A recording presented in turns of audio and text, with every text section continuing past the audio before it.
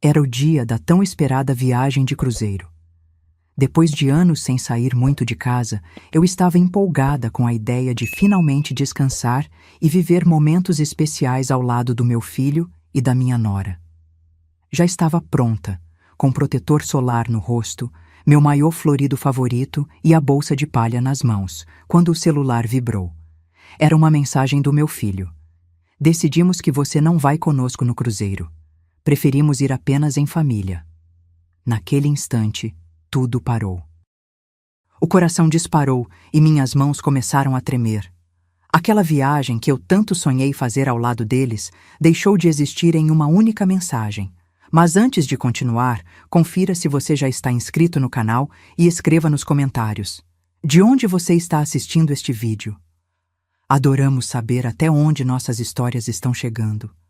Lembro exatamente do dia em que tudo desmoronou. Estava em pé no meio da sala, com a mala pronta ao lado da porta e o coração acelerado de empolgação. Seria minha primeira viagem em anos. Um cruzeiro para o qual eu havia contribuído financeiramente, claro, como sempre fazia quando se tratava do meu filho André e sua esposa Vanessa. O celular vibrou no meu bolso. Mensagem de André. Mãe, houve uma mudança de planos. Não vai dar para você vir conosco no cruzeiro. Vanessa prefere que seja só a família de verdade. Rele aquela mensagem várias vezes. Família de verdade. Como se eu, que dei à luz e criei aquele homem sozinha durante 28 anos, não fosse família suficiente. O pior não foi o descaso e o abandono. Foi saber que horas antes eu tinha acabado de pagar a última parcela da casa deles, com meu nome ainda na escritura.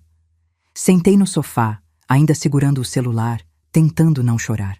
Não era a primeira rejeição do meu filho. Desde que André conheceu Vanessa, fui sendo afastada aos poucos. Primeiro eram os jantares de domingo que ficaram mais raros. Depois, os comentários de como eu falava alto demais ou como minhas opiniões eram antiquadas.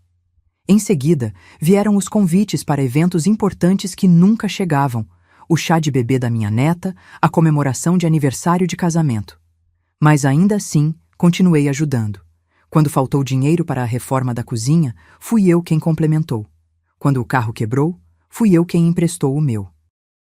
Quando precisaram de ajuda para pagar as prestações da casa durante a pandemia, fui eu quem transferiu o dinheiro sem perguntar quando devolveria. E agora, apenas um mês após ter pago a última parcela da hipoteca, eu não era família de verdade. Levantei do sofá com uma sensação estranha no peito. Não era mais dor ou decepção. Essas emoções eu já tinha sentido tantas vezes que haviam perdido a força. Era outra coisa, uma clareza cristalina, uma determinação que eu não sentia há anos. Fui até o meu escritório e abri a gaveta onde guardava os documentos importantes.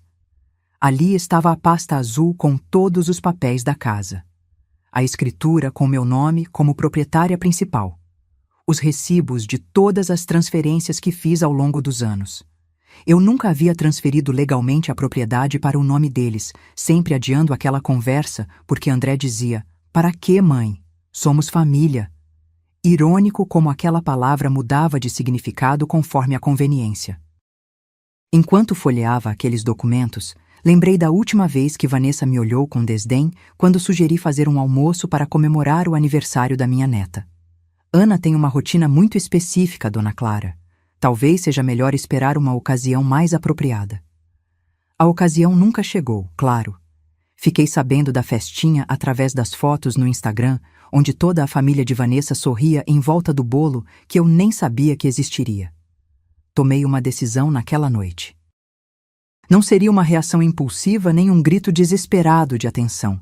Seria uma ação calculada, silenciosa e, acima de tudo, legal. Peguei o telefone e liguei para Marcelo, meu advogado há mais de uma década. Marcelo, preciso te ver amanhã. É sobre a casa do André.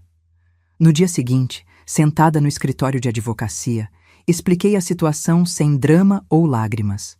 Marcelo ouviu tudo, folheou os documentos que eu havia levado e confirmou o que eu já sabia. Clara, legalmente a casa é sua. Você pode vendê-la a qualquer momento, sem precisar avisar a eles ou pedir permissão. E quanto às coisas deles dentro da casa? Você pode dar um prazo razoável para retirarem os pertences pessoais. 30 dias é o padrão nesses casos. Saí do escritório com uma sensação estranha de poder. Não o poder destrutivo da vingança, mas o poder restaurador da justiça. Eu não queria machucá-los. Queria apenas que entendessem que ações têm consequências, que o amor não é um cheque em branco, que respeito é uma via de mão dupla. Naquela mesma tarde, liguei para uma corretora de imóveis discreta, daquelas que trabalham com clientes de alto padrão e não colocam placa na frente da casa. Expliquei que queria um processo rápido, com compradores sérios e dispostos a pagar à vista. A casa está em uma localização excelente, Clara. Não vai ser difícil encontrar interessados, especialmente se o preço for competitivo. Estabeleci um valor justo, nem abaixo nem muito acima do mercado. Não queria lucrar com aquilo, apenas recuperar o que era meu por direito e seguir em frente. A corretora garantiu que em 2 semanas teria uma proposta concreta. Enquanto isso, André e Vanessa já estavam no cruzeiro. As fotos começaram a aparecer nas redes sociais. Drinks coloridos no convés, jantares elegantes, sorrisos perfeitos para a câmera. E, para minha surpresa, descobri que estavam usando meu cartão de crédito que havia ficado cadastrado na reserva. Tratamentos de spa, excursões exclusivas, tudo sendo cobrado da minha conta. Foi a confirmação de que eu estava fazendo a coisa certa. Não era apenas sobre o dinheiro, era sobre o princípio, sobre respeito, sobre limites. Cancelei o cartão imediatamente e bloqueei o número deles no meu telefone. A partir daquele momento, qualquer comunicação seria através do meu advogado. 1 semana depois, a corretora me ligou animada. Clara, tenho um casal interessado. Eles querem fechar o negócio o quanto antes e podem pagar o valor integral. Assinei os papéis 2 dias depois. A venda foi concluída em tempo recorde. O dinheiro foi transferido para minha conta e as chaves entregues aos novos proprietários com a instrução de que poderiam tomar posse assim que quisessem. Marquei a data para o dia exato em que André e Vanessa retornariam do cruzeiro. Deixei uma carta na porta, impressa em papel timbrado do meu advogado. Esta propriedade foi legalmente vendida. Seus pertences pessoais estão armazenados em um depósito cujo endereço vocês podem obter entrando em contato com o escritório do Dr. Marcelo Alves. Vocês têm 30 dias para retirar seus bens. Todas as comunicações devem ser feitas através do advogado. E então, pela primeira vez em anos, fiz algo apenas para mim. Aluguei um apartamento pequeno à beira-mar, onde o único som que me acordaria seria o das ondas quebrando na areia. Onde ninguém me diria que eu falo alto demais, que minhas opiniões são antiquadas ou que não sou família de verdade. Enquanto dirigia para meu novo lar, senti algo que há muito não experimentava: liberdade. Não a liberdade de quem foge, mas a de quem finalmente compreende seu próprio valor. Na manhã seguinte, acordei com o som do mar batendo na praia. Meu novo apartamento era simples, mas a vista compensava qualquer luxo que eu pudesse ter deixado para trás. Preparei um café, sentei na pequena varanda e permiti-me sorrir pela primeira vez em dias. Meu telefone estava silencioso. Eu o havia desligado na noite anterior, sabendo que quando André e Vanessa chegassem à antiga casa e encontrassem a notificação na porta, haveria uma tempestade de ligações. Não estava pronta para isso ainda. Precisava daquele momento de paz, daquela pequena bolha de tranquilidade que eu havia criado para mim mesma. Por volta das 10 da manhã, liguei o celular apenas para verificar se Marcelo, meu advogado, havia tentado contato. Como esperado, havia dezenas de chamadas perdidas de André e Vanessa, mensagens de voz, textos longos alternando entre súplicas e acusações. Ignorei todos e liguei apenas para Marcelo. Bom dia, Clara. Como suspeitávamos, eles já entraram em contato. Estão bastante alterados. Imagino que sim. O que disseram? Basicamente, que você não tinha o direito de fazer isso, que aquela era a casa deles, que não tem para onde ir. André mencionou que pagaram várias prestações ao longo dos anos. Senti uma pontada de culpa, mas logo a afastei. Era verdade que eles haviam pago algumas prestações, mas eu havia coberto a maior parte. Além disso, todos os impostos dos últimos 3 anos saíram da minha conta. O que você respondeu, Marcelo? Exatamente o que combinamos. Que a propriedade estava legalmente em seu nome, que a venda foi realizada dentro de todos os parâmetros legais e que eles têm 30 dias para retirar os pertences do depósito. Também informei que você não deseja contato direto e que toda comunicação deve ser feita através do meu escritório. Obrigada, Marcelo. Você acha que eles vão tentar algo legal contra mim? Podem tentar, mas não tem base. A escritura estava em seu nome, você nunca assinou qualquer documento transferindo a propriedade ou mesmo prometendo fazê-lo. Legalmente, você está protegida. Depois da ligação, voltei para a varanda com uma xícara de chá. Não sentia alegria pela situação, apenas uma estranha sensação de justiça sendo feita. Durante anos, havia sido a pessoa a quem eles recorriam quando precisavam de dinheiro, mas nunca quando queriam companhia. A pessoa boa o suficiente para assinar como fiadora, mas não para participar do chá de bebê da própria neta. Ao meio-dia, recebi uma notificação no meu celular. Vanessa havia postado nos stories do Instagram. Algumas pessoas nunca superam que seus filhos cresçam e façam a própria família. Algumas sogras são tóxicas e controladores, mesmo que finjam ajudar. Cuidado com presentes que têm correntes invisíveis. Ri sozinha. Era tão típico dela transformar a situação para fazer-se de vítima. Não respondi, nem publicamente, nem em privado. O silêncio seria minha única resposta daqui para frente. À tarde, minha irmã Cecília ligou. Não me surpreendi quando ela começou o discurso que eu já esperava. Clara, você enlouqueceu? O André me ligou chorando. Como você pôde vender a casa deles? A casa não era deles, Cecília. Era minha. Meu nome na escritura, minhas parcelas pagas mensalmente. Mas é seu filho. Vocês são família. Respirei fundo antes de responder. Família. Essa palavra tem sido usada contra mim por anos. Quando precisam de dinheiro, somos família. Quando querem que eu fique com a Ana para eles saírem, somos família. Mas quando chega a hora de me incluir em um cruzeiro, de repente eu não sou família de verdade. Do que você está falando? Expliquei sobre a mensagem, sobre como fui excluída da viagem no último minuto, sobre como depois descobri que continuaram usando meu cartão para pagar por luxos no navio. Ainda assim, Clara. Vender a casa? Não é um pouco extremo? Sabe o que é extremo, Cecília? Eu pagar a hipoteca da casa por 5 anos e um mês depois ser informada de que não sou família de verdade. Isso é extremo. O que fiz foi apenas exercer meu direito legal sobre uma propriedade que é minha.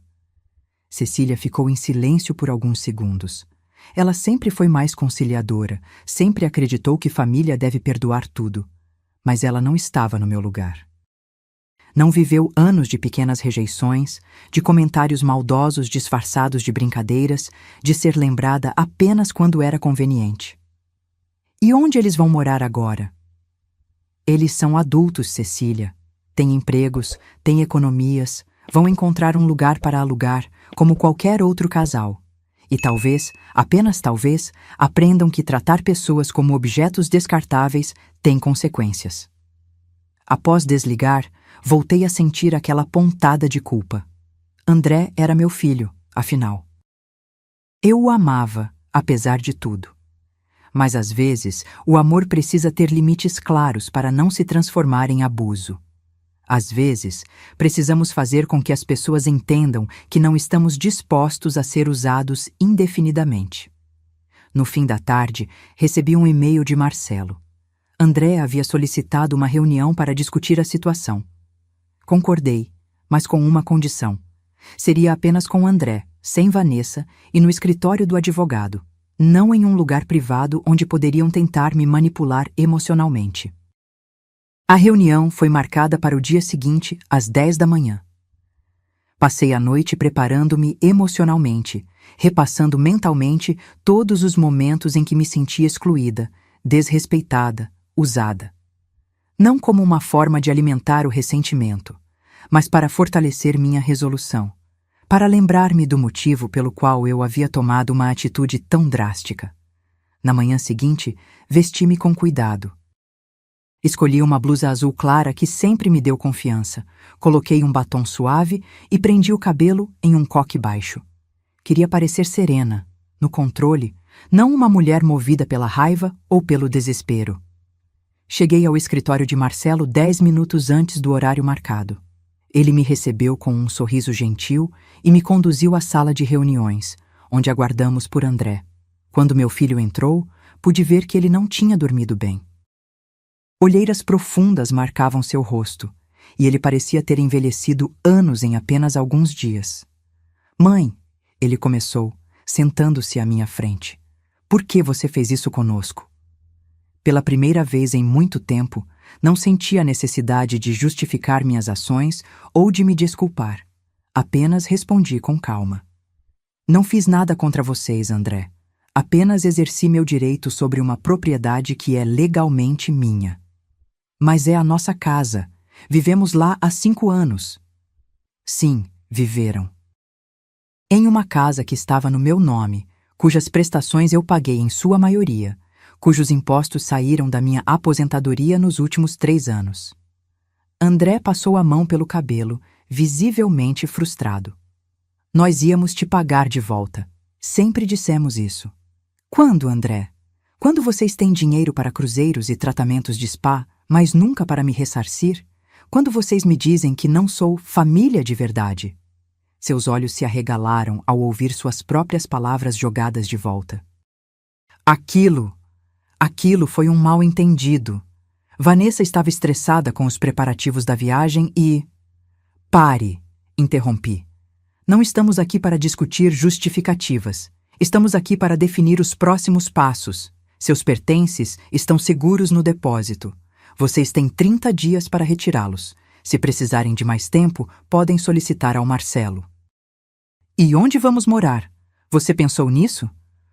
Da mesma forma que eu pensei em onde ficaria quando fui deixada no porto, enquanto vocês partiam em um cruzeiro que eu ajudei a pagar. Vocês são adultos, têm empregos, encontrarão um lugar para alugar enquanto se reorganizam. A reunião durou menos de 20 minutos. No final, André parecia derrotado, mas eu me sentia mais leve. Não havia gritado, não havia chorado, apenas havia mantido minha posição com firmeza e clareza. Ao sair do escritório, sabia que aquele era apenas o primeiro passo em minha jornada de autodescoberta e valorização. 3 dias se passaram desde a reunião com André no escritório de Marcelo. Meu telefone continuava silencioso. Bloqueei temporariamente os números deles para preservar minha paz mental. Nesse pequeno período de silêncio, comecei a reorganizar minha vida no novo apartamento. Era um espaço modesto comparado à casa que vendi, mas tinha o essencial: um quarto confortável, uma pequena cozinha onde eu poderia preparar minhas refeições e aquela varanda com vista para o mar que rapidamente se tornou meu refúgio. Coloquei nas paredes apenas algumas fotos antigas, de quando André era criança, antes que o ressentimento e a manipulação entrassem em nossas vidas. Naquela manhã, enquanto tomava café, recebi uma ligação de Marcelo. Clara, bom dia. Temos uma situação que preciso te informar. André e Vanessa contrataram um advogado. Senti um aperto no estômago, mas mantive a calma. E o que eles estão alegando? Estão tentando argumentar que existe um acordo verbal entre vocês, que você teria prometido transferir a propriedade para eles eventualmente. Também estão mencionando as parcelas que eles pagaram como prova de que tinham direito à casa. Eles têm alguma chance de ganhar? Sinceramente, muito pequena. Acordos verbais são difíceis de provar, especialmente sem testemunhas. E o fato de eles terem contribuído com algumas parcelas não anula seu direito como proprietária legal. Respirei fundo, sentindo uma mistura de tristeza e determinação. Nunca imaginei que chegaria a esse ponto. Uma batalha legal contra meu próprio filho. Mas também nunca imaginei que seria tratada como uma estranha pela família que tanto ajudei a construir. O que devo fazer agora? Por enquanto, nada. Vou responder formalmente à notificação deles, reafirmando sua posição como proprietária legal. Se quiser, podemos propor um acordo para ressarcir as parcelas que eles comprovadamente pagaram, como um gesto de boa vontade, mas sem reconhecer qualquer direito deles sobre a propriedade. Concordei com o plano de Marcelo. Não queria o dinheiro deles. Nunca foi sobre isso. Era sobre respeito, sobre estabelecer limites, sobre mostrar que eu não era apenas um banco automático que podiam usar quando conveniente. Depois da ligação, decidi que precisava sair um pouco. O apartamento, por mais aconchegante que fosse, começava a parecer uma prisão com tantos pensamentos pesados. Vesti uma roupa leve, peguei minha bolsa e desci para caminhar na praia. O contato da areia nos meus pés descalços trouxe uma sensação de liberdade que há muito não experimentava. Caminhei pela orla, observando as famílias que aproveitavam o dia ensolarado, crianças construindo castelos de areia, idosos sentados em cadeiras de praia conversando tranquilamente, pessoas vivendo suas vidas sem os dramas que eu enfrentava. Foi durante essa caminhada que percebi algo. Por anos, havia definido minha existência em função de André e sua família. Minhas decisões, meu tempo, meu dinheiro, tudo girava em torno deles. E quando decidi colocar limites, quando comecei a priorizar minhas próprias necessidades, fui tratada como uma vilã. Parei por um momento, olhando para o horizonte onde o céu encontrava o mar. Tinha 58 anos. Ainda era jovem o suficiente para recomeçar, para construir uma vida que não fosse definida pela ingratidão de terceiros, mesmo que esses terceiros incluíssem meu único filho. Voltei para o apartamento com uma nova resolução. Se André e Vanessa queriam uma batalha legal, teriam. Não por rancor ou vingança, mas porque era hora de estabelecer com clareza que eu também merecia respeito. Naquela tarde, recebi um e-mail de uma conta que não reconheci imediatamente. O assunto dizia: "Por favor, leia. Ana sente sua falta." Ana era minha neta, a pequena de 5 anos que eu raramente conseguia ver sem a supervisão constante de Vanessa. Abri o e-mail com o coração acelerado. Era da mãe de Vanessa, Helena.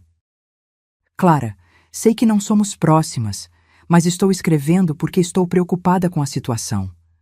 André e Vanessa estão morando temporariamente em nosso apartamento e Ana não para de perguntar por você. Ela sente sua falta.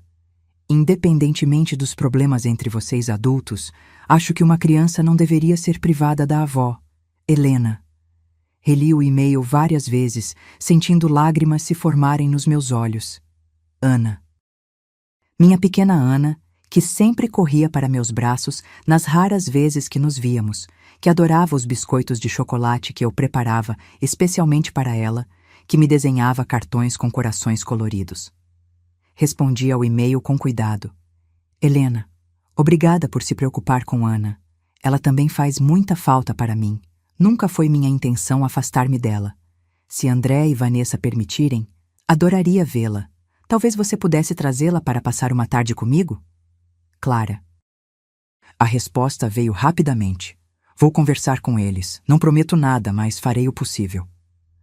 Fechei o computador com um misto de esperança e apreensão.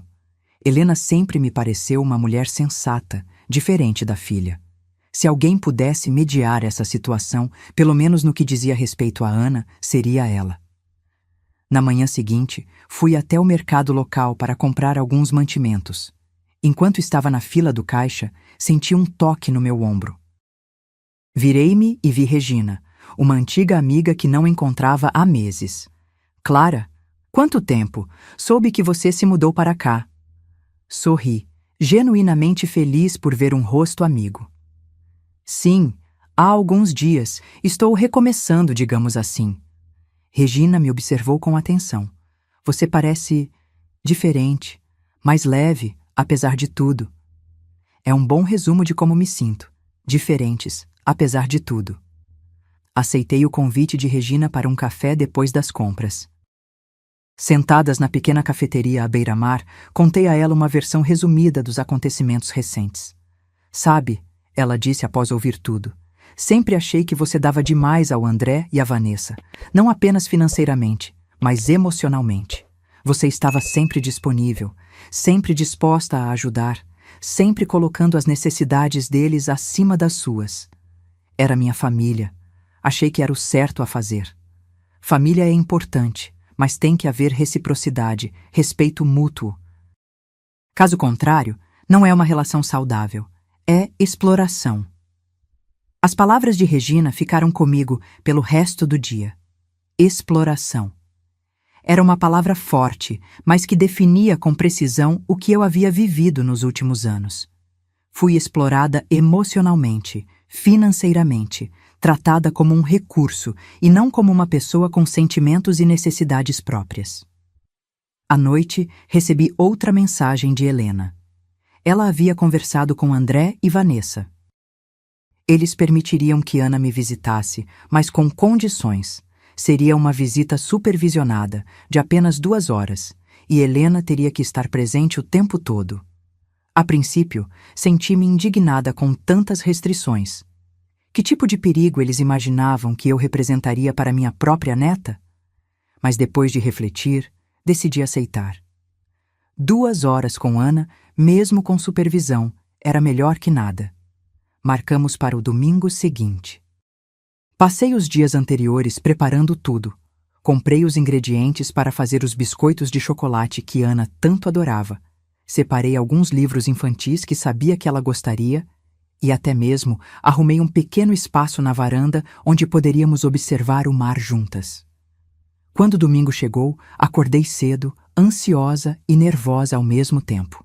Arrumei o apartamento, fiz os biscoitos e esperei. Às 14 horas em ponto, a campainha tocou.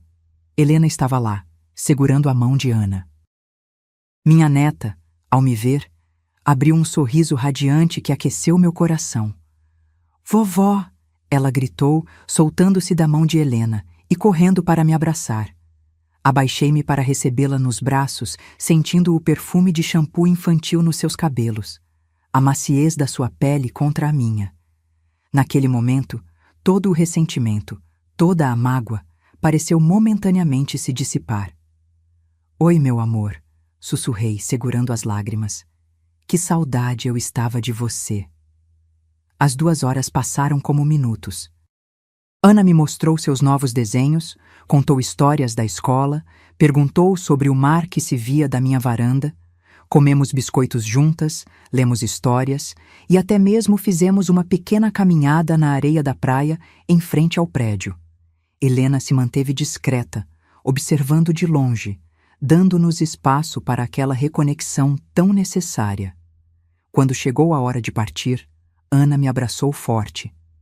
"Vovó, por que você não vem morar com a gente na casa da vovó Helena? Lá tem espaço." A inocência da pergunta me pegou desprevenida. Como explicar a uma criança de 5 anos as complexidades das relações adultas, o ressentimento acumulado, as decisões difíceis que precisavam ser tomadas? "Vovó tem sua própria casinha agora, querida, mas podemos nos ver mais vezes, se seus pais permitirem."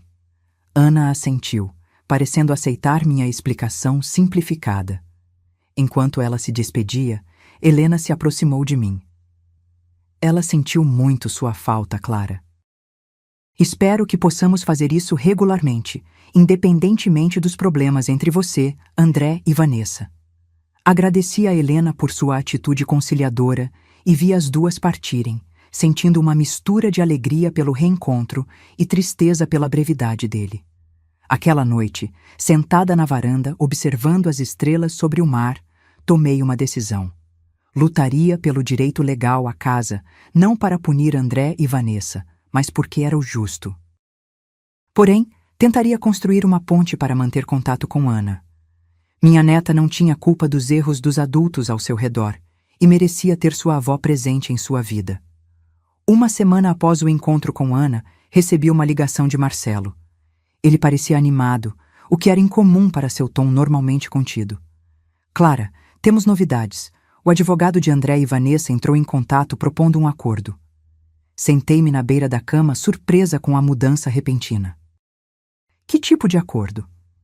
Eles estão desistindo de contestar a venda da casa. Em troca, pedem que você devolva o valor das parcelas que eles comprovadamente pagaram, com correção monetária, claro. O que mudou? Da última vez que conversamos, eles estavam determinados a lutar pela propriedade. Marcelo fez uma pausa antes de responder. Aparentemente, encontraram alguns documentos que complicariam bastante o caso deles. Documentos? Que documentos? E-mails trocados entre eles, discutindo como poderiam eventualmente reivindicar a casa através de uso capião ou outro mecanismo legal, sem precisar esperar que você transferisse voluntariamente. Em um dos e-mails, Vanessa chega a mencionar explicitamente que vocês nunca tiveram um acordo verbal sobre a transferência da propriedade. Senti um peso no estômago. Não era apenas ingratidão ou descaso. Era um plano deliberado para tomar o que era meu por direito. Como esses e-mails vieram à tona? O advogado deles não entrou em detalhes, mas mencionou que eles perceberam que não teriam como sustentar a alegação de um acordo verbal diante dessa evidência. Presumo que alguém próximo a eles teve acesso a esses e-mails e os encaminhou para o advogado, talvez para evitar um processo longo e custoso que não teriam chance de ganhar. Fiquei em silêncio por alguns instantes, processando a informação. Uma parte de mim queria rejeitar o acordo, levar o caso até o fim, expor a tentativa de manipulação. Mas outra parte, talvez a mais sensata, sabia que aceitar o acordo seria o caminho mais rápido para encerrar aquele capítulo doloroso. O que você me aconselha, Marcelo? Legalmente, você tem todo o direito de rejeitar o acordo e seguir com o processo. Você ganharia, sem dúvida, considerando essas novas evidências. Mas isso significaria meses de batalha legal, custos emocionais e financeiros, e mais desgaste na sua relação com André. Olhei pela janela, observando o vai e vem das ondas. A maré baixava lentamente, deixando à mostra a areia molhada que refletia o sol da tarde. Quanto eles pagaram da casa, ao todo? Segundo os comprovantes que anexaram, aproximadamente 30% do valor total, considerando as parcelas que eles assumiram nos últimos 2 anos. Fiz um cálculo mental rápido. Era uma quantia considerável, mas não chegava nem perto do que eu havia investido naquela propriedade ao longo dos anos. Além disso, o dinheiro da venda me daria estabilidade financeira para reconstruir minha vida. Aceito o acordo, Marcelo. Não quero prolongar isso. Quero virar essa página. Tem certeza, Clara? Você não precisa decidir agora. Tenho. Devolva o valor das parcelas que eles pagaram com a correção monetária justa. Não quero dever nada a eles, nem que eles possam dizer que fiquei com o que não me pertencia. Após desligar, fiquei sentada na varanda por um longo tempo, observando o horizonte. Não era apenas sobre dinheiro ou propriedade. Era sobre dignidade, sobre conseguir olhar no espelho sem ver alguém que se rebaixou ao nível daqueles que a magoaram. Naquela mesma noite, recebi uma mensagem de texto de Helena. Ana quer saber se pode te visitar no próximo domingo. É possível? Respondi imediatamente que sim. Aquela pequena mensagem trouxe um sorriso ao meu rosto pela primeira vez naquele dia. Enquanto o relacionamento com André e Vanessa se deteriorava em uma batalha legal fria, pelo menos o vínculo com minha neta permanecia intacto. Os dias seguintes foram de organização. Com a certeza de que o caso legal seria resolvido em breve, comecei a pensar no futuro. O dinheiro da venda da casa, mesmo após devolver a parte que cabia a André e Vanessa, me daria uma boa folga financeira. Poderia continuar no apartamento alugado à beira-mar ou talvez comprar um pequeno imóvel próprio. Poderia viajar, fazer cursos, dedicar-me a hobbies que sempre adiei em função das necessidades dos outros. Na sexta-feira, recebi um e-mail de Marcelo confirmando que o acordo havia sido formalizado. O dinheiro seria transferido para André e Vanessa na semana seguinte, e eles, em troca, assinariam um documento reconhecendo a legitimidade da venda e comprometendo-se a não mais contestá-la judicialmente. Caso encerrado, escreveu Marcelo. Parabéns por tomar a decisão mais sensata. No domingo, Helena trouxe Ana como prometido. Desta vez, não impôs o limite de 2 horas, nem ficou supervisionando cada momento. Simplesmente deixou a menina comigo e disse que voltaria no final da tarde.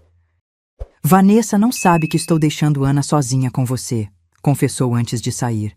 Mas acho um absurdo essa tentativa de afastá-la da avó. Volto às 5. Passei um dia maravilhoso com Ana. Fizemos um piquenique na praia, coletamos conchas, construímos castelos de areia que a maré levou embora. Ela me contou sobre a escola, sobre seus amigos, sobre como estava sentindo falta da casa grande onde moravam antes. Agora estamos na casa da vovó Helena, mas é pequena e mamãe fica reclamando o tempo todo, disse Ana com a sinceridade brutal das crianças. E seu pai? O que ele diz? Papai fica muito quieto. Às vezes ele vai para o quarto e fecha a porta. Acho que ele chora, mas mamãe diz que homens não choram. Aquela revelação me atingiu como uma onda fria. Por mais magoada que estivesse, André continuava sendo meu filho. Imaginá-lo sofrendo silenciosamente me causou uma pontada de culpa. Quando Helena veio buscar Ana, perguntei se poderíamos conversar brevemente. Sentamos na varanda enquanto Ana terminava de juntar as conchas que havia coletado para levar para casa. Como eles estão realmente, Helena? Sendo sincera. Helena suspirou, parecendo pesar suas palavras. Não bem. A situação financeira está complicada. Vanessa perdeu o emprego há 2 meses, algo que ela vinha escondendo de todos, inclusive de você. Eles estavam contando com a casa como garantia para um empréstimo que ajudaria a passar por esse período difícil. Quando descobriram que a casa havia sido vendida, ela perdeu o emprego? André não mencionou nada sobre isso. Claro que não. Vanessa o proibiu de pedir ajuda a você. Dizia que vocês precisavam se emancipar, que era humilhante depender de você. Foi ela quem insistiu para que você não fosse ao cruzeiro, sabia? André estava relutante, mas ela o convenceu de que seria um momento importante para eles como casal, para fortalecer a relação que estava abalada com todas as dificuldades. Aquela informação mudava algumas coisas, mas não tudo. O fato de estarem passando por dificuldades explicava parte da situação, mas não justificava anos de pequenos desprezes, de me tratarem como um banco, não como família. Por que estou te contando isso? Continuou Helena. Não para fazer você sentir pena ou voltar atrás em suas decisões. O que você fez foi justo, considerando como foi tratada. Estou contando porque acho que você merece saber toda a história antes de decidir como seguir daqui para frente. Depois que Helena e Ana partiram, passei a noite refletindo sobre tudo o que tinha descoberto. A raiva e o ressentimento que eu vinha alimentando começavam a se misturar com uma compreensão mais complexa da situação. Na manhã seguinte, tomei uma decisão. Liguei para Marcelo. O acordo continua de pé, disse, mas quero fazer uma modificação. Além de devolver o valor das parcelas que eles pagaram, quero estabelecer um fundo educacional para Ana. Um fundo educacional? Sim. Quero separar uma parte do dinheiro da venda da casa e colocá-lo em uma conta que só poderá ser acessada quando Ana completar 18 anos, exclusivamente para seus estudos. Não quero que André e Vanessa tenham acesso a esse dinheiro antes disso. Isso é possível, Clara. Podemos estruturar um fundo com essas condições. Quanto você quer destinar a esse fundo? Mencionei uma quantia que representava aproximadamente 20% do valor que recebi pela casa. Não era todo o dinheiro, pois eu precisava garantir minha própria estabilidade financeira, mas era o suficiente para garantir que Ana teria recursos para uma boa educação, independentemente da situação financeira de seus pais.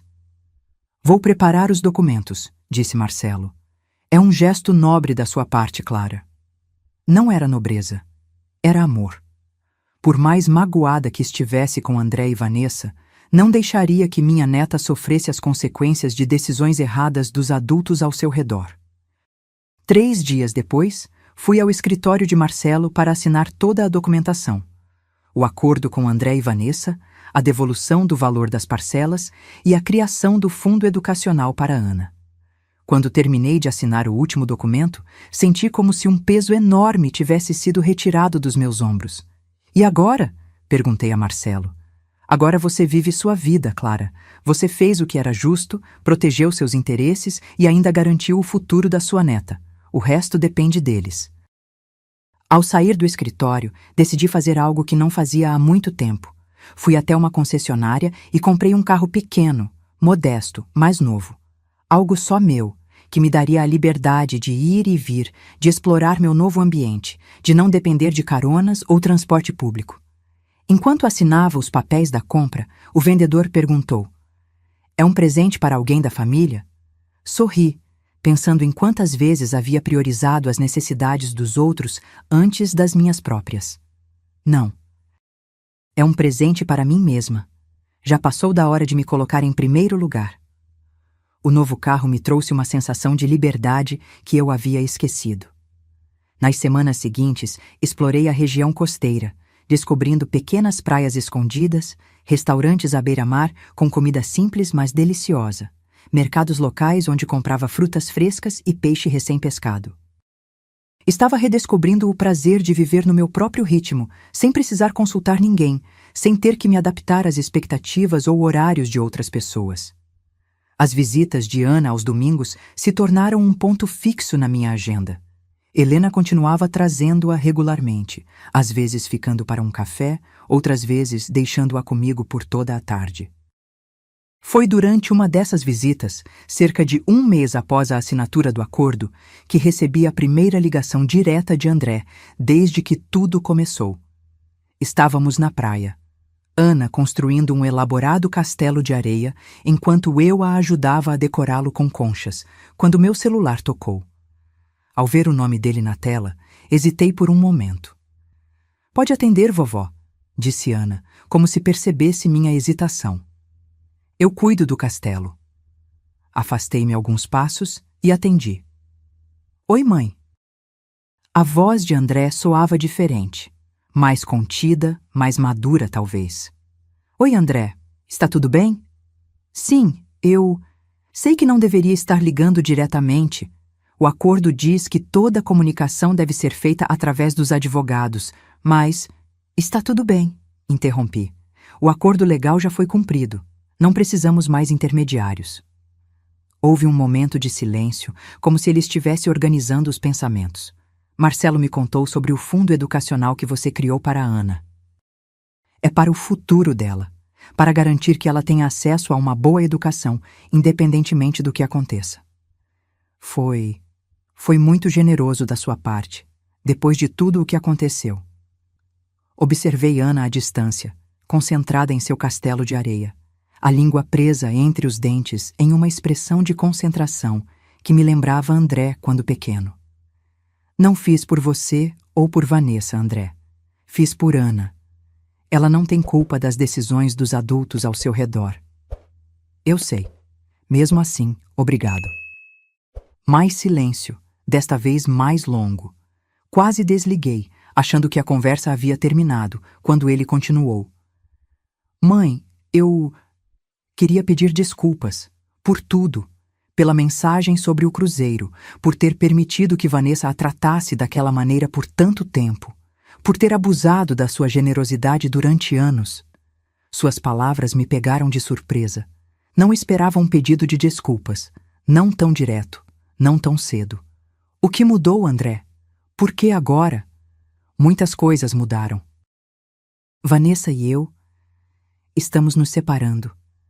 A notícia não deveria ter me surpreendido, considerando tudo o que Helena havia me contado sobre as dificuldades que estavam enfrentando, mas ainda assim senti um aperto no peito. "Sinto muito ouvir isso." "Não sinta. Deveria ter acontecido há muito tempo. Acho que o incidente da casa foi apenas o estopim para percebermos que não estávamos bem há anos. Usávamos os problemas externos, dinheiro, trabalho, até mesmo você, como desculpa para não enfrentar os problemas entre nós." Olhei para Ana, ainda absorta em sua construção de areia, alheia à conversa que poderia mudar sua vida. "E Ana, como ela está lidando com isso?" "Ainda não contamos a ela. Estamos morando separados. Vanessa continua na casa da mãe dela com Ana, e eu aluguei um pequeno apartamento perto do trabalho. Mas Ana acha que é temporário, que estou apenas mais perto do escritório por conveniência. Vocês precisam contar a ela, André. Crianças percebem mais do que imaginamos. Eu sei. Vamos contar, em breve. Mas primeiro queríamos organizar como será a guarda, para podermos dar respostas concretas quando ela perguntar. Mais uma pausa. O som das ondas quebrando na praia preenchia o silêncio entre nós. Mãe, eu estava pensando... Seria possível nos encontrarmos? Para conversar pessoalmente? A pergunta me fez hesitar. Parte de mim queria manter a distância, proteger-me de possíveis novas decepções. Mas outra parte reconhecia o esforço que aquele telefonema representava, a vulnerabilidade na voz do meu filho. Sim, podemos nos encontrar. Talvez na próxima semana? Seria ótimo. Obrigado, mãe. Marcamos para a quarta-feira seguinte, em um café à beira-mar perto do meu apartamento. Um terreno neutro, público o suficiente para evitar confrontos emocionais excessivos, mas reservado o suficiente para uma conversa sincera. Quando desliguei o telefone, Ana já havia terminado seu castelo e vinha correndo em minha direção. Vovó, vem ver! Fiz um castelo para princesas do mar. Acompanhei-a até a construção de areia, impressionada com os detalhes que ela havia acrescentado sozinha. Torres, uma ponte feita de gravetos, até mesmo uma bandeira improvisada com uma folha de palmeira. Está lindo, meu amor. Você tem muito talento. Ela sorriu, orgulhosa, e então perguntou com aquela curiosidade infantil que não conhece barreiras. Era o papai no telefone? Sim, era ele. Ele está bem? Ele anda triste ultimamente. Abaixei-me para ficar na altura dos olhos dela. Seu pai está passando por um momento difícil, mas vai ficar bem. Às vezes os adultos também ficam confusos e tristes. Sabia? Ela assentiu com seriedade. Eu sei. Mamãe também chora às vezes, quando acha que não estou olhando. Isso acontece, querida. Mas não se preocupe, eles vão encontrar um jeito de ficar bem de novo. Ela pareceu aceitar minha resposta, e logo voltou sua atenção para o castelo, decidindo que precisava de um fosso ao redor. Enquanto a ajudava a cavar, refleti sobre a conversa com André. Seria possível reconstruir nossa relação depois de tudo o que aconteceu? Eu estava disposta a tentar? Os dias até quarta-feira passaram lentamente. Ocupei-me com pequenas tarefas diárias, com caminhadas pela praia, com a leitura de livros que havia comprado recentemente. Tentei não criar muitas expectativas sobre o encontro com André. Seria o que tivesse que ser. Na quarta-feira, vesti-me com cuidado, nem formal demais, nem casual demais. Queria parecer serena, no controle, mesmo que por dentro sentisse uma mistura de ansiedade e esperança. Cheguei ao café alguns minutos antes do horário combinado. Escolhi uma mesa na varanda, de onde se podia ver o mar. Pedi um chá de camomila para acalmar os nervos e esperei. André chegou pontualmente. Parecia mais magro do que me lembrava, o rosto marcado por olheiras profundas. Vestia uma camisa simples e calça jeans. Nada da aparência sempre impecável que Vanessa tanto valorizava. Oi, mãe, disse ele, aproximando-se timidamente. Levantei-me para recebê-lo. Por um momento ficamos parados, sem saber exatamente como nos cumprimentar após tudo o que havia acontecido. Por fim, ele se inclinou e me deu um beijo hesitante na bochecha. Você está com boa aparência, disse ele, sentando-se à minha frente. Essa vida à beira-mar parece estar te fazendo bem. Estou me adaptando, respondi. E você?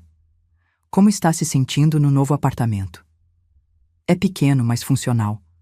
Não preciso de muito espaço estando sozinho. Pedi outro chá para mim e um café para ele. Conversamos sobre amenidades por alguns minutos. O tempo, o movimento na praia, nada que tocasse no cerne das questões entre nós. Então, após um longo gole de café, André finalmente abordou o assunto que nos havia reunido. Mãe, eu passei as últimas semanas pensando muito sobre tudo o que aconteceu. sobre como te tratamos por anos, sobre como eu permiti que Vanessa ditasse os termos do nosso relacionamento com você. Mantive-me em silêncio, permitindo que ele continuasse. Foi errado. Tudo foi errado.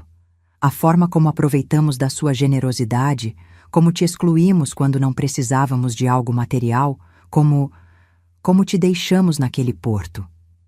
Sua voz falhou na última frase, e pude ver lágrimas se formando nos cantos de seus olhos. Sabe o que é pior? Eu sabia que era errado no momento em que enviei aquela mensagem. Mas estava tão habituado a ceder às vontades de Vanessa, tão condicionado a evitar conflitos com ela, que simplesmente obedeci. Por que, André? Por que permitiu isso por tanto tempo? Ele passou a mão pelo rosto, enxugando uma lágrima que escapou. No começo do nosso relacionamento, Vanessa falava muito sobre como você era controladora, como tentava manipular nossa vida. Na época, eu estava tão apaixonado que acreditei nela. Aceitei a versão dela sobre você, sobre nossa dinâmica familiar. E depois foi ficando cada vez mais difícil admitir que tinha cometido um erro, que tinha permitido que ela se colocasse entre nós. As palavras dele me machucavam, mas havia também um estranho alívio em finalmente ouvir a verdade. O mais irônico, continuou ele, é que quem realmente se mostrou controladora foi ela. Foi Vanessa quem determinou quando podíamos te ver, quando podíamos pedir sua ajuda, quando devíamos te afastar. E eu permiti. Por fraqueza, por comodismo, por medo de ficar sozinho. E agora? O que você quer, André? Ele olhou diretamente nos meus olhos, algo que não fazia há muito tempo. Quero pedir uma segunda chance, mãe. Não estou falando sobre dinheiro ou ajuda material. Não quero nada disso. Quero apenas a oportunidade de reconstruir nossa relação, de ser o filho que você merece. De permitir que você seja a avó que Ana precisa, sem restrições ou condições. Senti meu coração apertar. Era tudo o que eu queria ouvir por anos, e ainda assim havia uma hesitação. Uma parte de mim temia se abrir novamente, se tornar vulnerável às mesmas decepções. Não será fácil, André. Confiança, uma vez quebrada, leva tempo para ser reconstruída. Eu sei, e estou disposto a esperar o tempo que for necessário, a provar dia após dia que mudei, que entendi meus erros. Olhei para o mar, para as ondas que quebravam na areia e voltavam para o oceano, em um ciclo interminável de idas e vindas. Talvez os relacionamentos fossem assim também, com seus fluxos e refluxos, seus momentos de proximidade e afastamento. Podemos tentar, disse finalmente, um dia de cada vez. O alívio no rosto de André foi visível. Ele estendeu a mão sobre a mesa, como que pedindo permissão para tocar a minha. Hesitei por um momento, mas então coloquei minha mão sobre a dele. Um pequeno gesto, um primeiro passo no longo caminho de reconstrução que tínhamos pela frente. 3 meses se passaram desde aquele encontro no café à beira-mar. A vida tomou um ritmo diferente, mais calmo em alguns aspectos, mais movimentado em outros. André e eu começamos a reconstruir nossa relação gradualmente, com pequenos gestos de aproximação de ambos os lados. Ele passou a me visitar regularmente, às vezes trazendo Ana, outras vezes vindo sozinho. Falávamos sobre o passado com uma honestidade que nunca tivemos antes.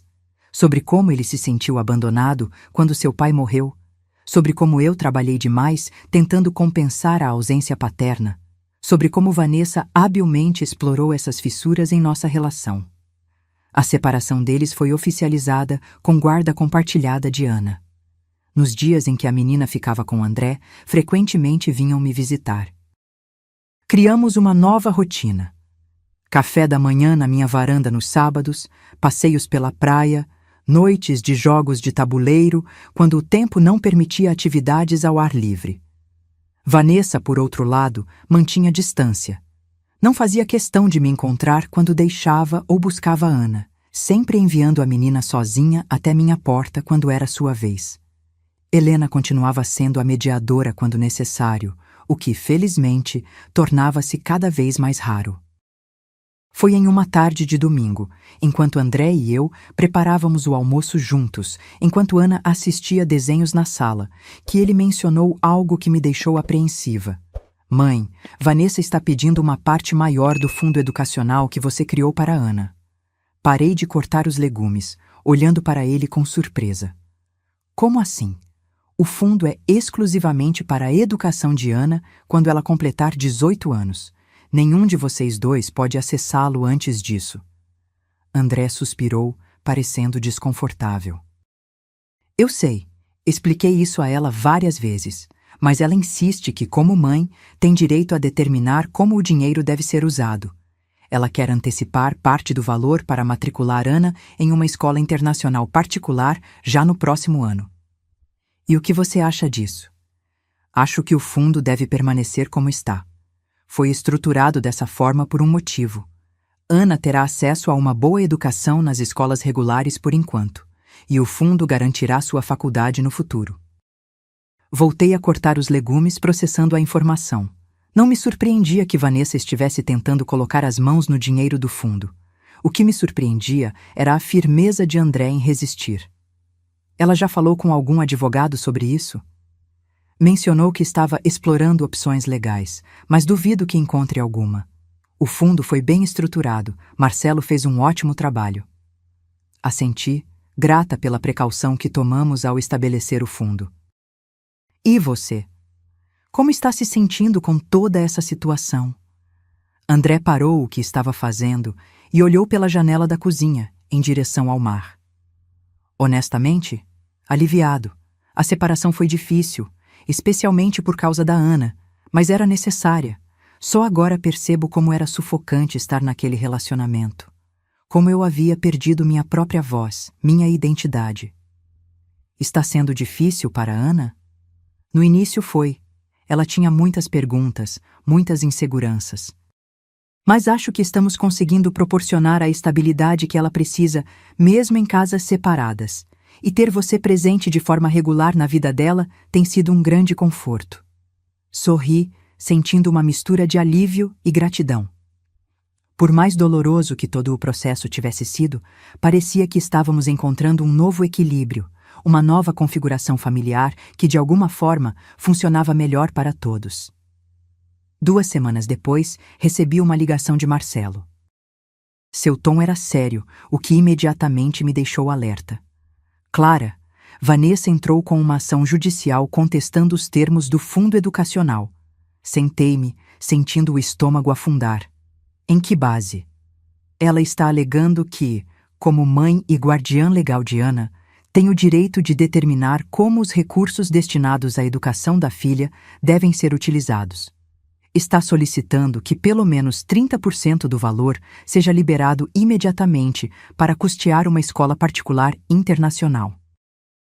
E quais são nossas chances? Honestamente, bastante boas.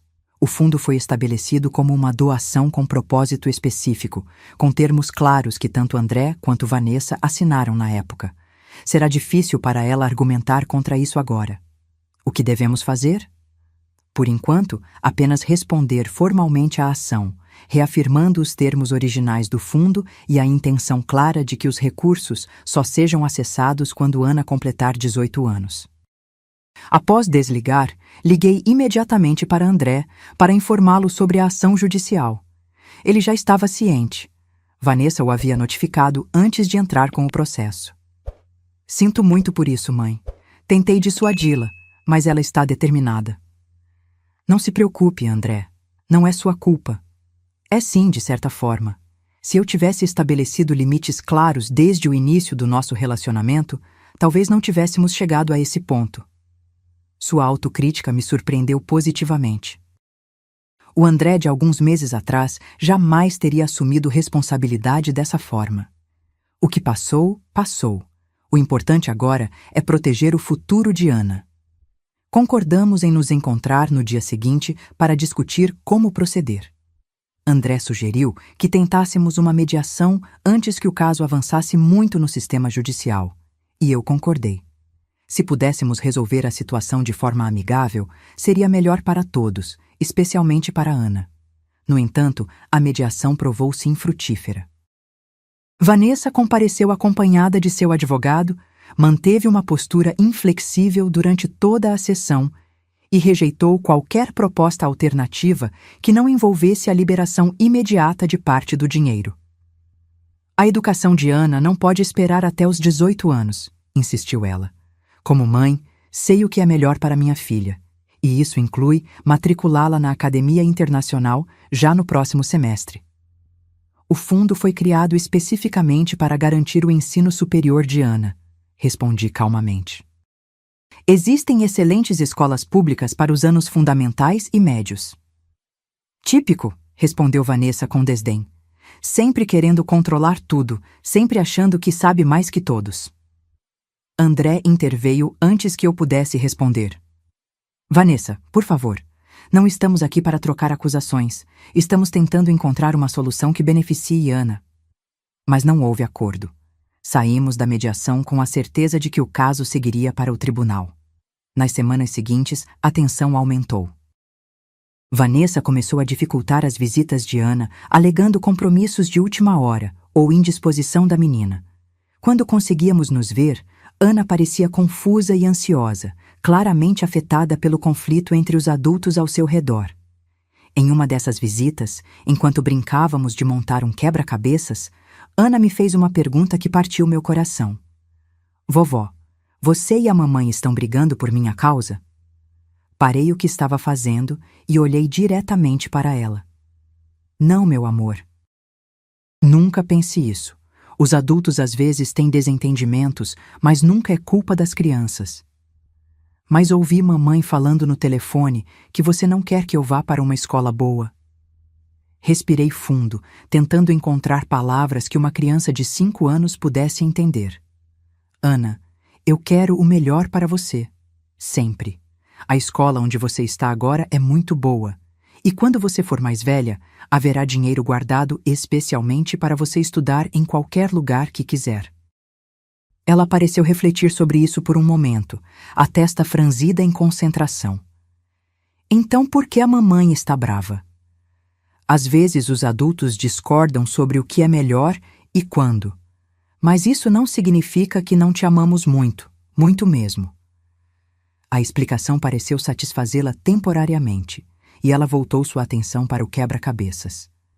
Mas a conversa ficou comigo pelo resto do dia, pesando em meu coração. Naquela noite, liguei para André e contei sobre a conversa com Ana. Ele suspirou pesadamente ao telefone. Vanessa está falando sobre o processo na frente dela. Já pedi várias vezes que não fizesse isso, que protegesse Ana dessas questões adultas, mas ela parece incapaz de separar as coisas. Isso não pode continuar, André. Ana está sofrendo. Eu sei. Vou conversar com meu advogado amanhã sobre a possibilidade de solicitar uma ordem judicial restringindo discussões sobre o caso na presença de Ana. Nos dias seguintes, fiz algo que não imaginava que faria. Liguei para Helena, a mãe de Vanessa. Helena, precisamos conversar sobre Ana. Eu já estava esperando sua ligação, Clara. Ela respondeu com um tom de cansaço. Sei que Vanessa está levando isso longe demais. Ana me perguntou se estamos brigando por causa dela. Ela está confusa, ansiosa. Isso não pode continuar. Helena suspirou do outro lado da linha. Vou falar com Vanessa novamente. Tento fazê-la entender que está prejudicando a própria filha com essa atitude, mas ela está diferente ultimamente. Mais dura, mais amarga. A separação a afetou profundamente, não apenas emocionalmente, mas também em termos de status. Ela tinha se acostumado a certo padrão de vida que agora não consegue manter. Isso não justifica usar Ana como peão nessa disputa. Concordo plenamente. Deixe comigo, vou tentar novamente. Após desligar, senti-me estranhamente aliviada por ter Helena como aliada nessa situação. Apesar de ser mãe de Vanessa, ela conseguia ver além das lealdades familiares e colocar o bem-estar de Ana em primeiro lugar. 2 dias depois, recebi uma ligação surpreendente de Marcelo. Clara, tenho novidades. Vanessa está propondo um acordo. Bom, que tipo de acordo? Ela está disposta a retirar a ação judicial contestando os termos do fundo educacional, com a condição de que você concorde em ajudar com os custos de uma escola particular para Ana. Não a internacional que ela queria inicialmente, mas uma boa escola particular na cidade. E esse dinheiro viria de onde? Do fundo? Não. Ela está propondo que você faça essa contribuição separadamente, deixando o fundo intacto para quando Ana completar 18 anos. Refleti sobre a proposta. Por um lado, era uma solução que evitaria um processo judicial prolongado e potencialmente desgastante para todos, especialmente para Ana. Por outro, parecia que Vanessa estava apenas encontrando outra maneira de ter acesso ao meu dinheiro. Posso pensar sobre isso e te dar uma resposta amanhã? Claro, Clara. Não há pressa. Após desligar, sentei-me na varanda, observando o mar enquanto ponderava a situação. Lembrei-me de todas as vezes em que cedi às demandas financeiras de André e Vanessa ao longo dos anos, como isso havia estabelecido um padrão prejudicial em nosso relacionamento. Será que concordar com essa nova proposta não seria apenas perpetuar esse ciclo? Por outro lado, tratava-se da educação de Ana, minha neta, uma criança inocente em meio a todo esse conflito de adultos. Poderia eu negar-lhe acesso a uma boa escola particular se tivesse condições de ajudar? Decidi ligar para André antes de tomar qualquer decisão. O que você acha dessa proposta? Perguntei, depois de explicar os termos. Honestamente? Acho que é manipulação da parte de Vanessa. Ela sabe que você se importa com o bem-estar de Ana e está usando isso como alavanca. A escola pública onde Ana está matriculada é excelente, com professores dedicados e boa estrutura. Não vejo necessidade de mudança agora. Você acha que a proposta tem motivações financeiras, então? Sem dúvida. Vanessa sempre foi obcecada por status. Ter a filha em uma escola particular de prestígio é mais sobre a imagem que ela quer projetar do que sobre a qualidade real da educação. As palavras de André fizeram sentido. No entanto, não queria tomar uma decisão baseada apenas em ressentimentos do passado. Vou visitar a escola de Ana amanhã, decidi. Quero ver por mim mesma como é o ambiente, conhecer os professores, antes de decidir qualquer coisa. Ótima ideia, mãe. Posso avisar a coordenação que você irá. Eles são muito abertos a visitas de familiares. Na manhã seguinte, vesti-me com cuidado e dirigi até a escola pública onde Ana estudava. Era um prédio simples, mas bem conservado, com um pátio amplo e colorido onde as crianças brincavam durante o intervalo. A coordenadora pedagógica, uma mulher de meia-idade com um sorriso gentil, recebeu-me em sua sala. Senhora Clara, é um prazer conhecê-la. Ana fala muito sobre a avó que mora perto do mar.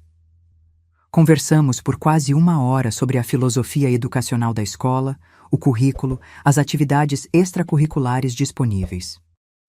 Em seguida, ela me levou para conhecer as instalações.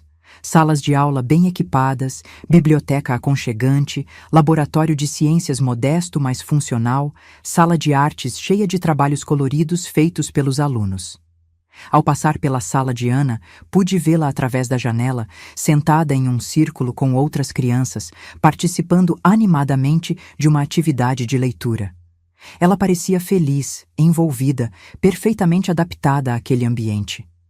Voltei para casa com a mente mais clara. Liguei para Marcelo e comuniquei minha decisão. Vou recusar a proposta de Vanessa. A escola onde Ana está atualmente é excelente e não vejo razão educacional para uma mudança neste momento. Se o caso for a julgamento, estou preparada. Marcelo pareceu aliviado. Acho que é a decisão correta, Clara. Ceder a essa demanda agora só abriria precedente para futuras solicitações. Nos dias seguintes, como esperado, Vanessa intensificou seus ataques. Ligações raivosas para André. Mensagens indiretas nas redes sociais, até mesmo uma tentativa de restringir ainda mais minhas visitas com Ana. Mas desta vez, eu não cedi à pressão. Mantive-me firme, segura de que estava fazendo o que era certo para todos os envolvidos, especialmente para minha neta. O caso foi finalmente a julgamento um mês depois. Sentada no tribunal, observei Vanessa do outro lado da sala, impecavelmente vestida e maquiada, projetando uma imagem de mãe preocupada e dedicada. André sentou-se ao meu lado, uma presença silenciosa, mas reconfortante. O juiz, um homem de meia-idade com expressão séria, ouviu os argumentos de ambos os lados com atenção. O advogado de Vanessa enfatizou seu papel como mãe e guardiã principal, seu direito de tomar decisões educacionais pela filha. Marcelo, por sua vez, apresentou os termos claros do fundo educacional, as assinaturas de ambos os pais concordando com as condições e ressaltou a qualidade da escola pública que Ana já frequentava. Após deliberar, o juiz anunciou sua decisão. O fundo educacional permaneceria intacto conforme estabelecido originalmente, com os recursos disponíveis apenas quando Ana completasse 18 anos. A escolha da escola atual para Ana foi mantida, com a ressalva de que qualquer mudança futura deveria ser decidida conjuntamente por ambos os pais. Ao sair do tribunal, senti uma mistura de alívio e tristeza. Alívio por ter protegido o futuro educacional de Ana, tristeza por termos chegado ao ponto de precisar de uma intervenção judicial para resolver algo que deveria ter sido decidido em família. André apertou minha mão gentilmente. Obrigado por se manter firme, mãe. Isso não foi fácil para nenhum de nós. Espero que agora possamos seguir em frente, focar no que realmente importa, o bem-estar de Ana. Esse sempre foi seu objetivo, não é? Mesmo quando vendeu a casa, mesmo quando estabeleceu o fundo educacional. Sempre pensando no longo prazo, no que seria melhor para todos nós. Suas palavras me tocaram profundamente. Pela primeira vez em muito tempo, senti que meu filho realmente me via, não como um banco ou como uma figura a ser manipulada, mas como alguém que, apesar dos erros e das decisões difíceis, sempre agiu por amor. Na semana seguinte, recebi uma visita inesperada.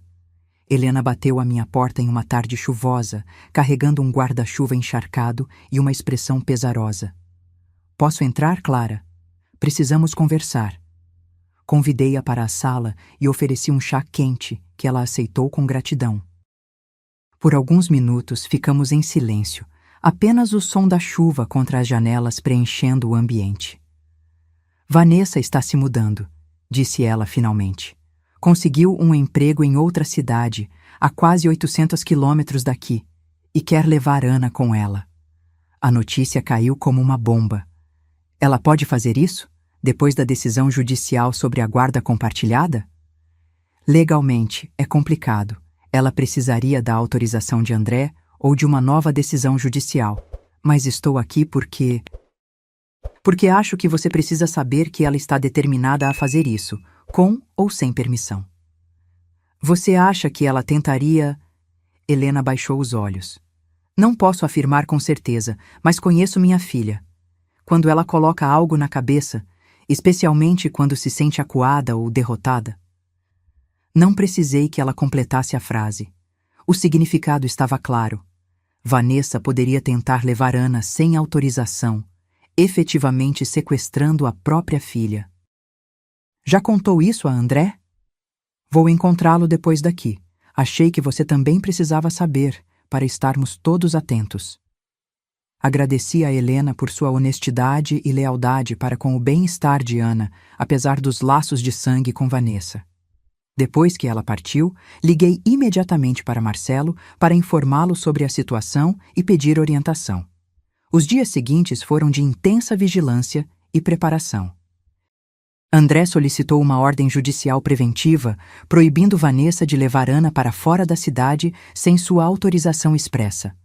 A escola foi notificada para não liberar a menina para ninguém além dos pais e pessoas previamente autorizadas. Organizamos um sistema de rodízio para garantir que Ana nunca estivesse sozinha com Vanessa por períodos prolongados. Em meio a toda essa tensão, tentávamos proteger Ana, manter uma aparência de normalidade em sua rotina. Ela continuava vindo me visitar aos domingos, continuávamos construindo castelos de areia e coletando conchas na praia. Mas havia uma sombra pairando sobre nós, uma apreensão constante de que, a qualquer momento, poderíamos perder aquela pequena menina para a amargura e o ressentimento de sua mãe. 2 meses se passaram desde a tentativa frustrada de Vanessa de mudar-se com Ana para longe. As medidas legais que tomamos funcionaram como esperado. A ordem judicial impedindo a saída da criança da cidade sem autorização de ambos os pais foi concedida. E Vanessa, percebendo que não conseguiria realizar seu plano, acabou recusando a oferta de emprego em outra cidade. O clima, no entanto, permaneceu tenso. Vanessa tornou-se ainda mais amarga, mais difícil nas negociações sobre a rotina de Ana. Cada decisão, por menor que fosse, transformava-se em uma batalha. Qual roupa Ana deveria usar para a escola, que atividades extracurriculares frequentar, até mesmo o corte de cabelo da menina, tudo virava motivo para discórdia. André, por outro lado, parecia ganhar confiança e assertividade a cada dia. Não mais se intimidava com as explosões de Vanessa, não mais cedia às suas manipulações. Estabelecia limites claros e os mantinha, sempre focando no bem-estar de Ana acima de tudo.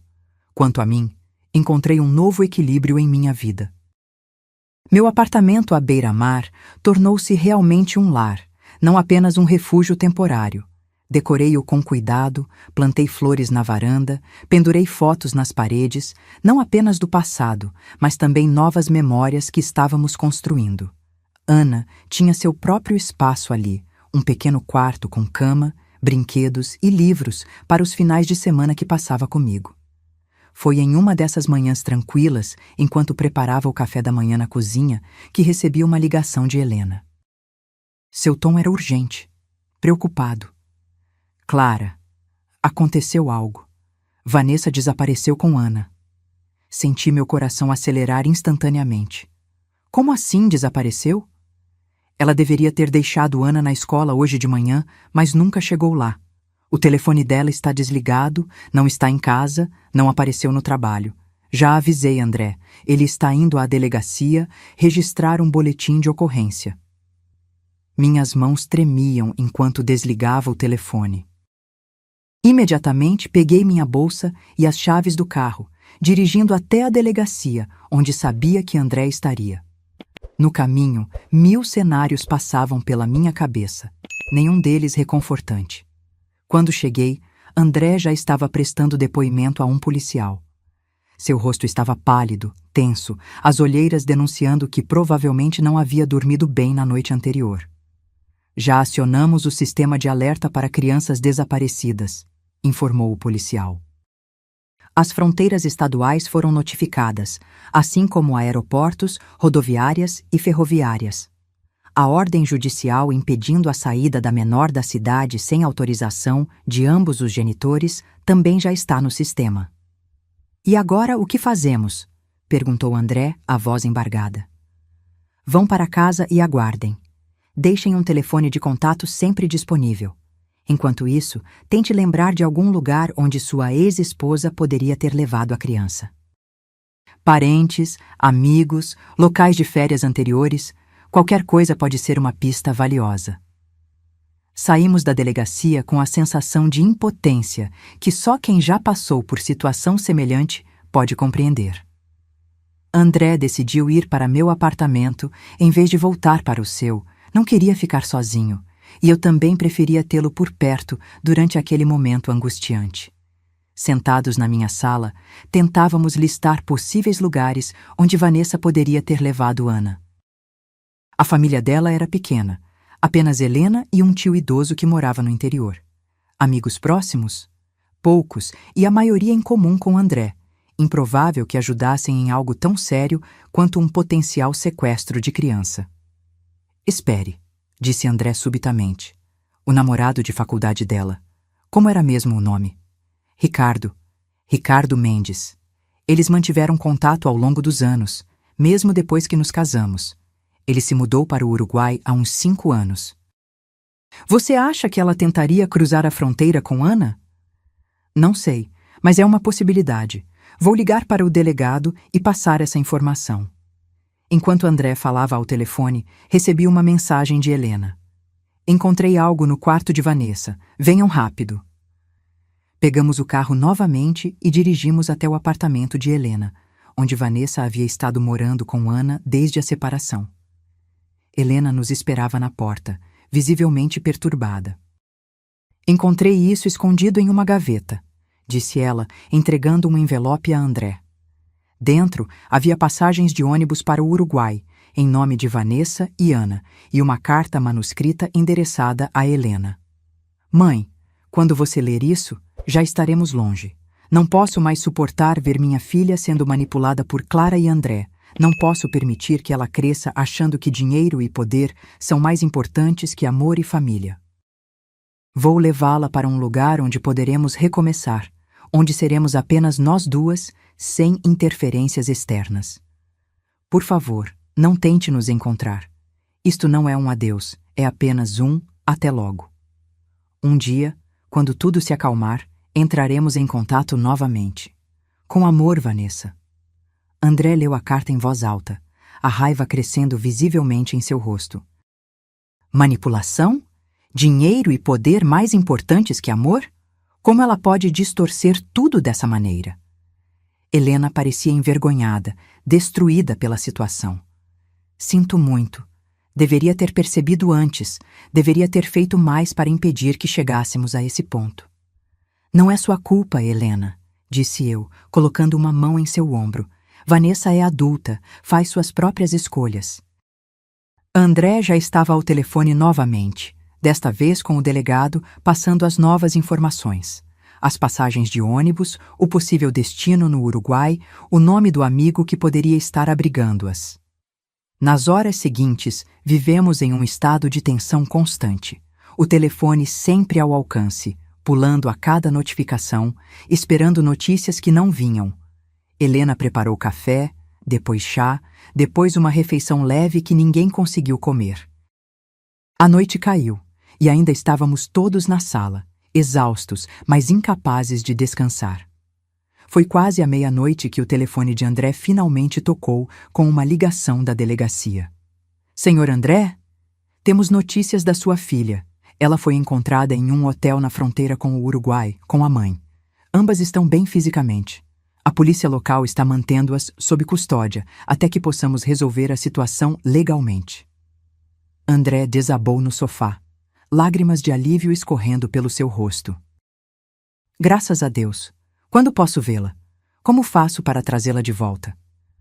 Um oficial da vara de família entrará em contato amanhã cedo para orientá-lo sobre os próximos passos. Por enquanto, sua filha está segura, e é isso que importa. Após desligar, André nos abraçou, primeiro a mim, depois a Helena. Éramos um trio improvável, o filho, a mãe e a ex-sogra, unidos pelo amor a uma pequena menina que, sem saber, havia se tornado o centro de uma tempestade familiar. O que acontece agora? Perguntou Helena, a voz embargada. Vanessa provavelmente enfrentará consequências legais por tentar tirar Ana do país sem autorização, respondeu André. Quanto à guarda, não sei. Tudo mudou agora. Os dias seguintes foram de intensa atividade legal. André viajou até a fronteira para buscar Ana, acompanhado de um oficial da vara de família. Vanessa foi temporariamente detida para prestar depoimento, mas liberada em seguida, com a condição de não se aproximar de Ana sem supervisão judicial até que o caso fosse resolvido. Quando finalmente vi minha neta novamente, 3 dias após seu desaparecimento, ela parecia confusa, abalada pela experiência, mas fisicamente bem. Abraçou-me com força quando me viu, enterrando o rostinho no meu pescoço, como fazia quando era ainda menor. Vovó, a mamãe disse que a gente ia morar em outro país, só nós duas. Mas eu não queria ir sem me despedir de você e do papai. Eu sei, meu amor. Às vezes os adultos tomam decisões erradas, mesmo achando que estão fazendo o certo. O importante é que você está aqui agora, segura, e nós todos te amamos muito. Nas semanas seguintes, a situação legal foi se definindo. Vanessa perdeu a guarda compartilhada, tendo apenas direito a visitas supervisionadas até que completasse um programa de terapia familiar. André tornou-se o guardião principal de Ana, com a responsabilidade de garantir que a menina mantivesse contato regular com a mãe, desde que em ambiente seguro e controlado. Helena, surpreendentemente, tornou-se uma aliada valiosa nesse processo.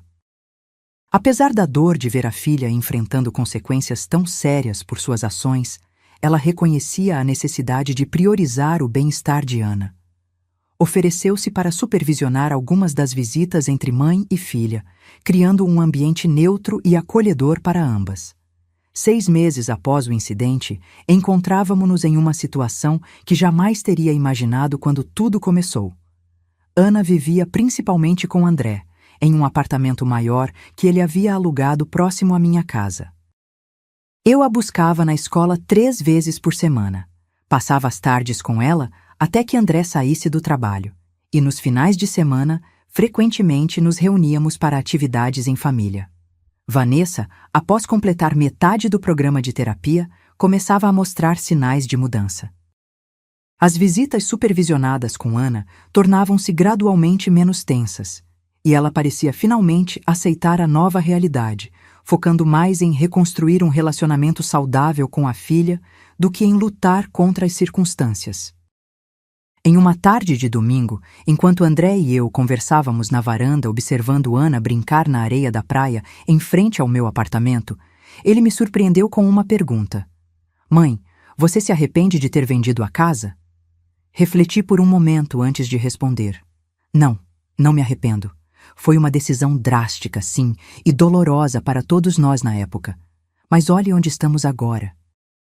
Fiz um gesto abrangendo a cena à nossa frente.